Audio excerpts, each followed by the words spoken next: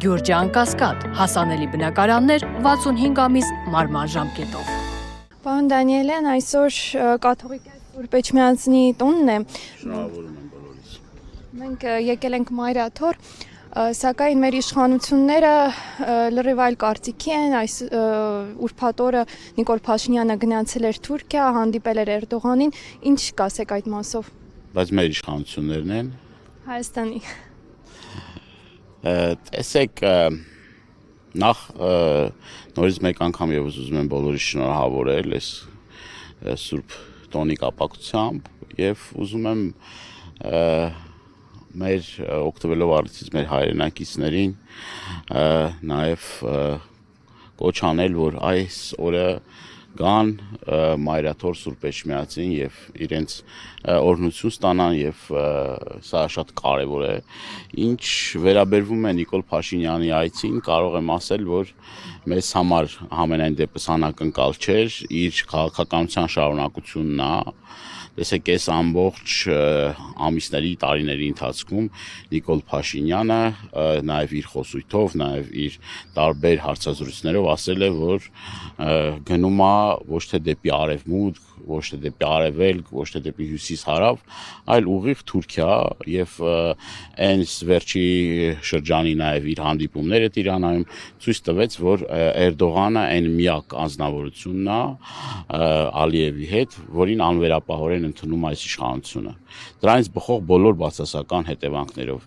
իրեն հայտարարությունները, որ Հայաստանը մեծ Թուրանի ճանապարհին արգելք չի, խոսում է նրա մասին, որ Հայաստանին փորձում են մաս կազմել Թուրանական ծրագրի։ Դա կործանարար է,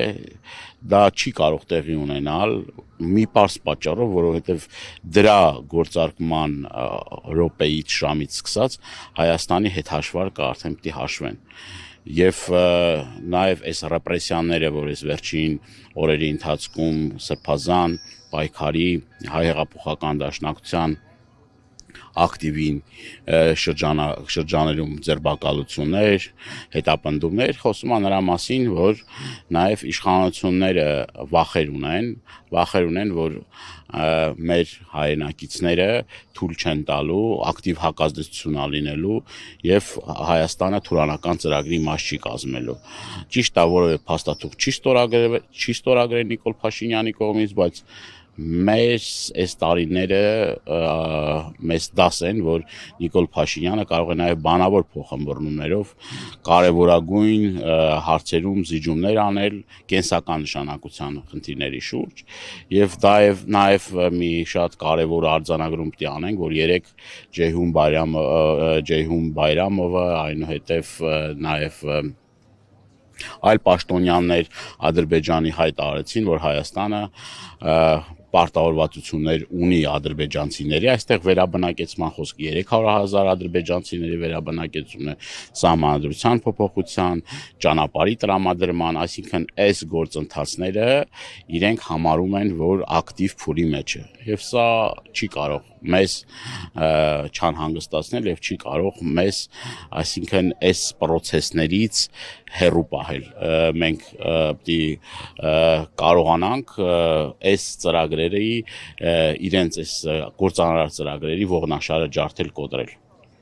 Դուք խոսեցիք ձերբակալությունների մասին, ուրբաթ օրը տեսանք մի շարք ձերբակալություններ տեղի ունեցան, ինչի համար դա տեղի ունեցավ, ինչ էր ուզում Նիկոլ Փաշինյանը դրանով ցույց տալ։ Տասնյակ ակտիվիստներ ձերբակալվել են, դրանց թիվը հասնում է մոտ 100-ի,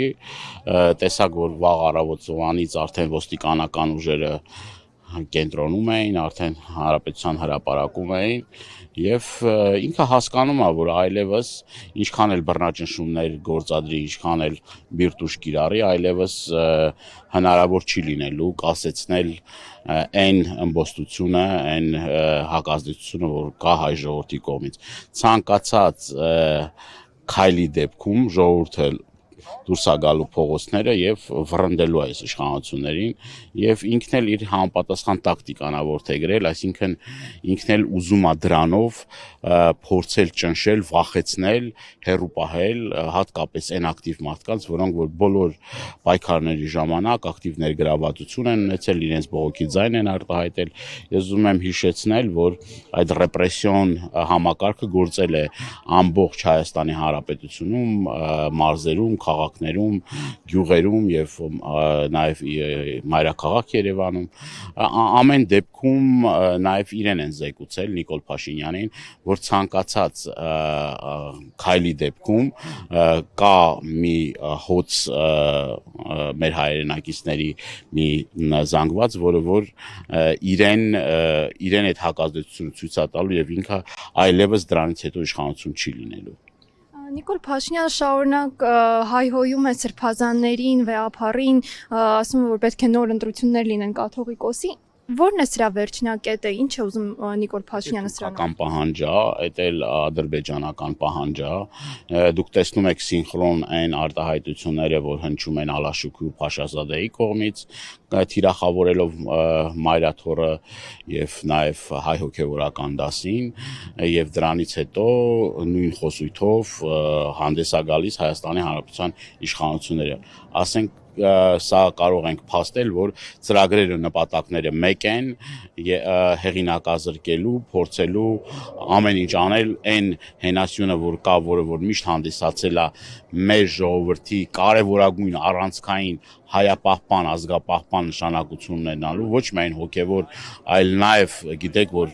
հարյուրամյակներ պետականություն չունենալով եկեղեցին են կարևոր ֆունկցիա կատարել թե Հայաստանում, թե նաև